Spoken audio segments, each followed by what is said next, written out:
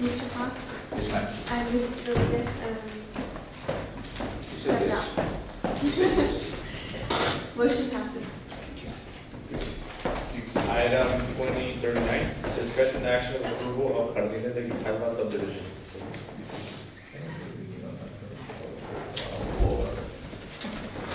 On this project, we have the same situation, exactly the same. They are proposing they design with no park, with no public park.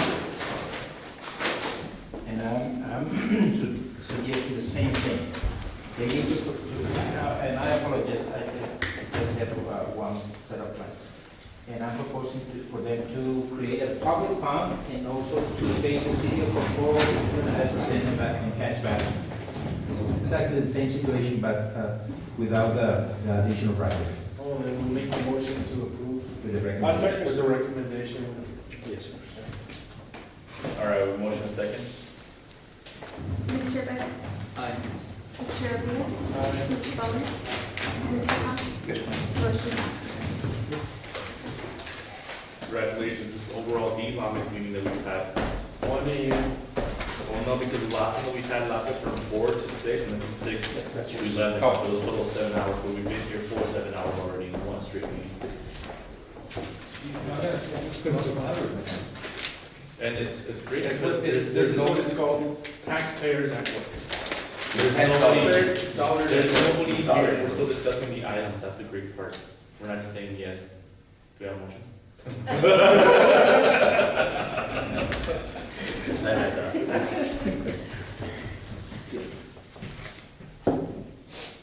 No, the following item. Did you need to read into? 40? Oh, yeah. Discussion and action approval of Alcala Estates. The same situation, Mayor.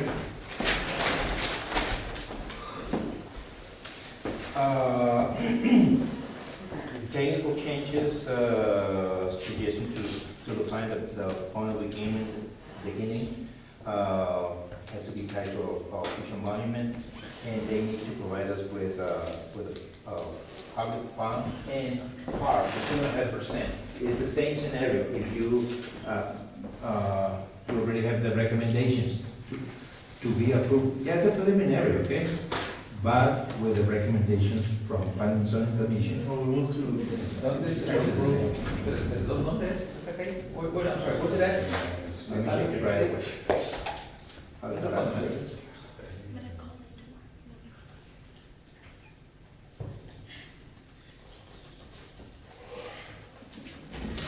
It's outside in our ETJ, okay? Oh, okay. I second. All right, we have a motion and a second. I'll second. Who made the motion? Renee. Is it going to play? Motion made by Mr. Rodriguez, seconded by Mr. Bowman. Mr. Betts? Aye. Mr. Rodriguez? Aye. Mr. Bowman? Aye. Mr. Fox? Yes, ma'am. Motion passes. Item 41, discussion action for certificate of appropriateness for proposed signs for state representatives Mary E. Gonzalez of District 75. These have already been put up, right? I've seen them. No, we're gonna be, they are planning to change them. And they called me for assistance on getting a historical design. You have the backup. Let me show you this. Well, I designed this for them.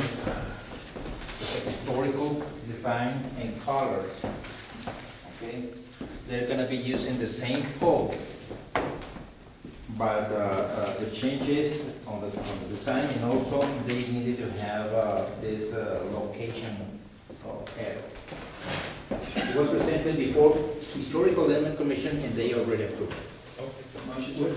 Can you put, can you get under, an arrow to say, where Mr. Fox's office is? Okay. Yes, sir. Mr. Pettis made a motion to approve, I believe. Yes. Do you have a second? We discuss it. It's going to be discussed. Do you have a second? Nobody wants to approve it? That's fine. Go ahead. I already motioned. Oh, you didn't want? Yeah. Vote, you want me to say? I think the state pays for it, huh? We don't pay for it, though, this is just a sign people on the street. Just against the suppression of welfare. I'll second it. All right, the motion is second, any discussion, Mr. Pettis? Gloria, go ahead. Yes. Diane. Okay. Let's see, where is it? She brought it past the agenda. No, huh? No. I really don't agree with these signs, and let me tell you why. Ms. Mary Gonzalez came against the city of Socorro. She created Bill 2003 and 2005 that were working against the city of Socorro. Those bills were not even made correctly. Eventually, they were killed, but she was working against the city of Socorro. So I do not, I know you have a very good relationship with her, because you all were on the same side working against, the city of Socorro. But I don't, and I know that you're going to approve it, but in my opinion, they shouldn't be put in Socorro. What were the two bills that went against Socorro? 2003 and 2005. Annexation? Which is, The annexation? yes. People against us in action, She was against Socorro annexing, period, anything. especially something like. Well, San Elizario. But everything else. So- San Elizario. No, everything else. So, And Gloria, what was the second one? Gloria, if I'm hearing you correctly, you're basically saying that we should be spiteful, vengeful, because she was out to get us, now she's turning around and saying, no, you're not gonna, it's a No, freaking sign. I already told you, That's what it that I sounds know like. that you guys are going to approve. Okay, what was the This second? is my opinion. So it's just a sign, like, it's a sign, I mean, like, we don't pay for it, they wanna, I mean, her office is in Socorro, And I it's in know. Antigua, it's not like you can't put a sign to I it, how much know is there. everything that you're gonna say, and it's gonna be okay with you, that's fine, What was this the is just second bill, fine. buddy? What was the second bill?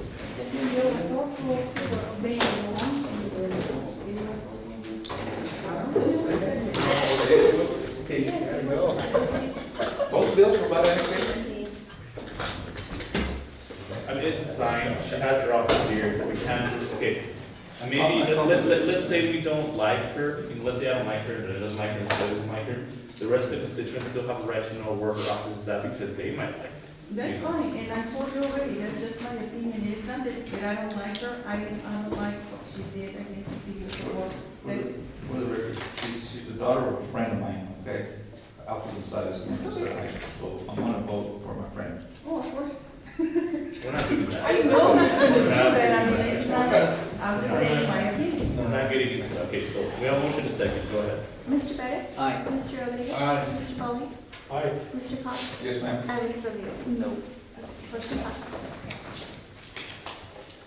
Item 42. Discussion and action on approval of payment of $147,198 to Texas Gas Service to relocate gas facilities for the Horizon Refurbishing Project. I make the No. motion to approve. No, hold on, okay, wait, whatever. You have a motion, do you have a second? I wanna hear the discussion first. We can still. Yeah, we can That's technically the motion was first and the second. Second. Yes, Reverse. Yes, Mayor, Madam. yes. Yes, I'll give you a Quick quick question. answer. This expense will be reimbursed by Tesla. But it's Not not regulated electrical to one, right? utility companies for the relocation of the gas station, okay? The high pressure regulator, okay? Located right next to the railroad tracks on. It's that big white thing on that's the building gable. on Yeah. Horizon Boulevard. This is for the Horizon Buford expansion project. So is the electrical one or is it different? Second. No, this is different. So This is we, different. so just so you all know, I mean, for the electrical part, we're still looking for about 250,000 that they have to remove them from somewhere else, and that one they won't reimburse us for, but this one they will. I That's call the for one by the the question. railroad tracks, right? Yes, right here. I call for the question, sir. I'll let this discussion go. Jim, when they call for a question, they told us in Austin that it doesn't stop discussion, if you call for the question, we can still discuss it. It lets the current speaker that's speaking finish what he's saying, and then the question is called. So that's how it works. Jim? I missed the question, say it again. I called for the question on the issue that we were doing here, he's asking, does it stop discussion? I said, no, it didn't, and I'm telling him, it stops discussion for the, it allows the speaker that's speaking to speak, finishes whatever he's saying, and then the call for the question is applied. No more, in other words, no more discussion Yeah. after that current speaker is speaking. Is that your question? Because they told us when we went to Austin that just because you call for the question doesn't mean that discussion has to stop. And Yes, that doesn't stop. No, I'd call for the question unless, if somebody literally utters the words call for question, that's really more of a request to the presiding officer Right. to hold the vote. But it's up to the presiding officer to Right, decide so when to end discussion. if he calls for the question, Mr. Pettis wants to speak, he still has the right to speak, that isn't in the discussion, right? Well, actually, he doesn't have a right to speak so long as you, Right, the presiding officer, you or the mayor pro tem, says you're recognizing him as a speaker and you're not yet calling for a vote. yeah, because I remember my days with that all the time, I was like, no, stop it, you can't say Right, something in yes. discussion because they still want to speak. Yeah. Well, I'll have to show you different, but I'll have to show you Robert's rule on that Well, one. we are attorney, saying, I understand that, but so was Mr. Wallace, our attorney, he was telling us all the time, that's wrong. you guys have all this. You know what I'm saying? But I'm not saying that he's the one that interpreted, I'm just saying, Robert's rule of order interprets how you need to call him a question. Okay, that's okay. That's all right, go. So, This is one. anybody else in this? I got it. So 42, Yeah. motion to approve. There's been a motion made by Mr. Yeah. Rodriguez, second by Mr. Bowling. Mr. Pettis? Aye. Mr. Rodriguez? Mr. Bowling? Aye. Mr. Cox? Yes. And Ms. Rodriguez? Yes, ma'am. Yes, ma'am. Thank you for saying yes. I don't know why there's such a trend here. Mr. Pettis over here, he loves that trend, but it is a follower apparently. No, it's that I've always wanted, but I never had it. So you're not a leader. Partner in crime. Oh, okay. Let's not say that either. Yeah, let's not say that either. Yeah. That is always like, I'll show you. Discussion and action on the proposed conditional use permit for beer and wine for lot 6, block 1, Connors Corner subdivision at 11638 Alameda Avenue. This is mainly a condition use permit for them to be allowed to sell beer and wine in this premise.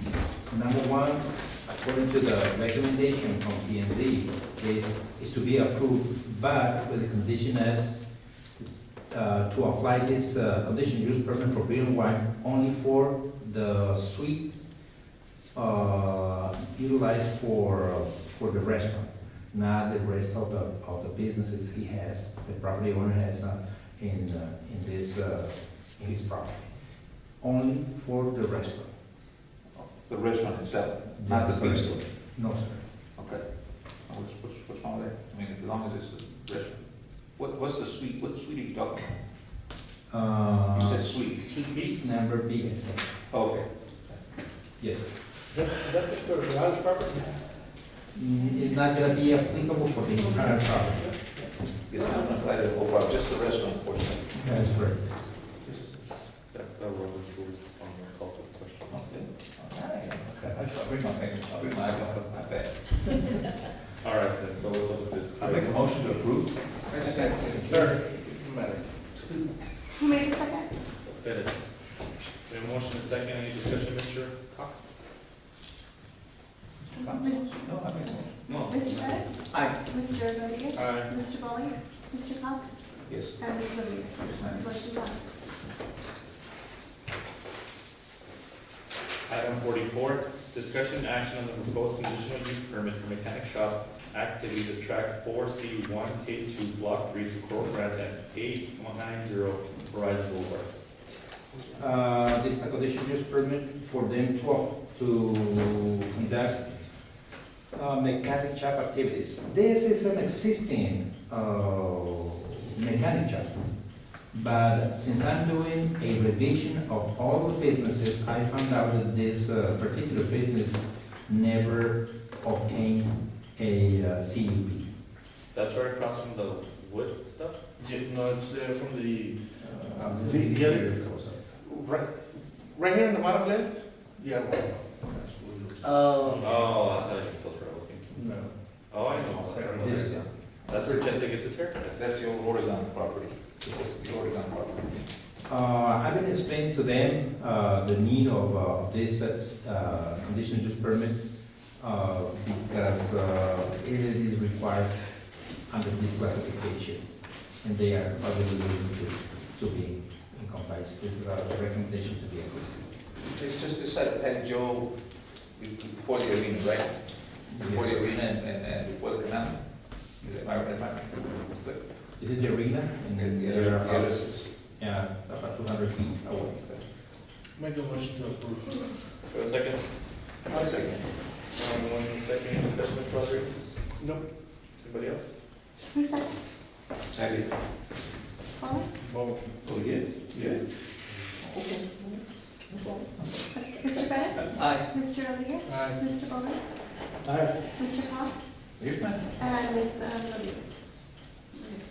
Item 45, discussion and action on proposed conditional use permit for beer and wine for track 17, block 77, for grant at 9999 Alameda Avenue. This is now condition use permit for beer and wine, and the recommendation for use to be approved only for the restaurant.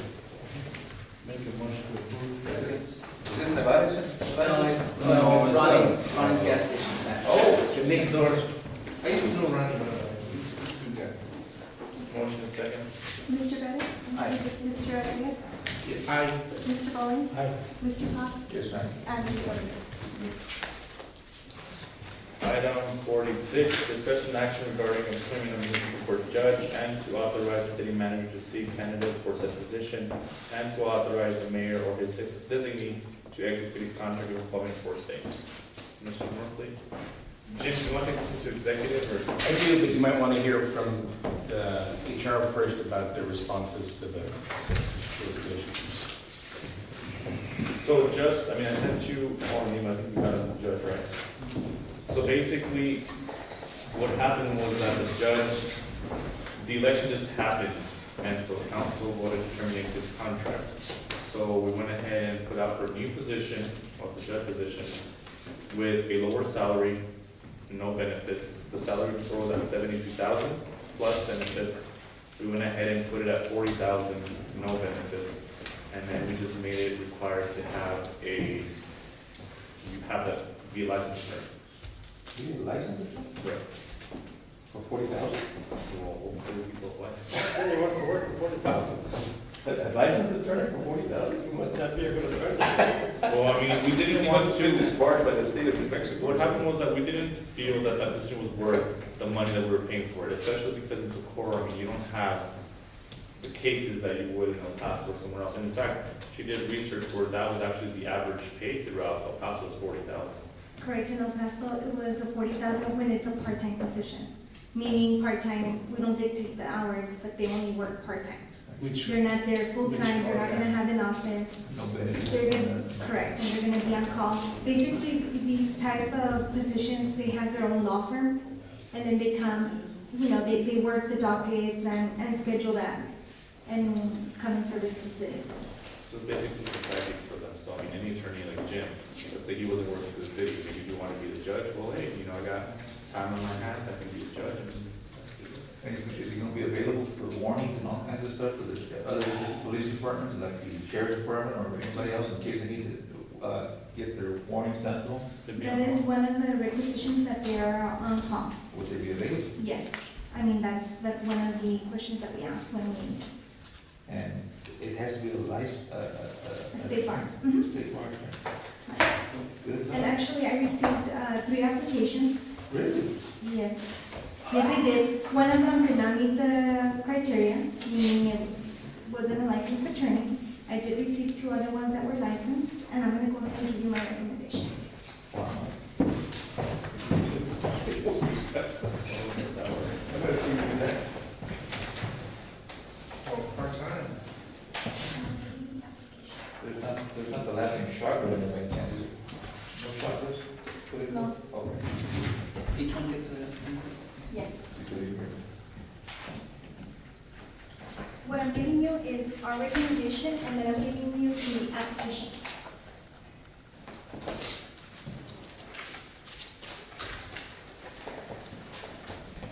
Jim, on this one, I know I don't have a vote, but I know one of them. Do I, what do I do? If you,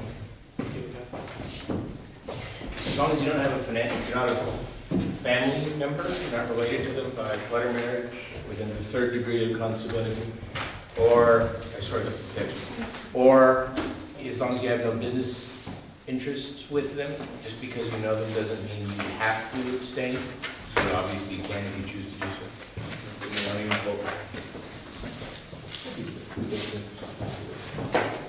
Yeah, I mean, that's not like, what do I abstain from? You don't have to, because it's not negative. Yeah. I don't know if you can screw this favor, maybe, but, I'm just saying. Yeah, something like I'm If low, you so can break the tie. then that would be kind of crazy, because then who's break the tie? And I wanted to give you a little bit more of, they both scored the same because they both had an experience. Now, the first one had a lot more experience, 13 years experience. The only determining factor was that one of them is bilingual and the other one isn't. When someone's not bilingual, and we're gonna have to pay the translator fees and all that, so it's not cost effective. And that is the reason why we geared more towards Elia Garcia as opposed to Mark. And in the job description, did it say bilingual preferred? I'm sorry? Did the job description of the job announcement say bilingual preferred? You know what, I don't recall. I don't think it did. Is that wouldn't be that an issue?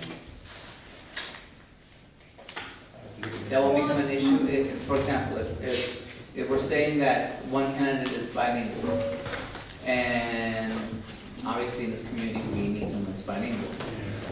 Now, having said that, if we choose that person, and it's not specifically stipulated in the announcements that we put out, that job, that bilingual preferred, would that cause any kind of friction as to the hiring process? I don't think so, because I don't think none of our job descriptions state that. Let's get that from Mr. And our application doesn't require, it doesn't ask that question. No, but you just said that, see, that's where I'm concerned.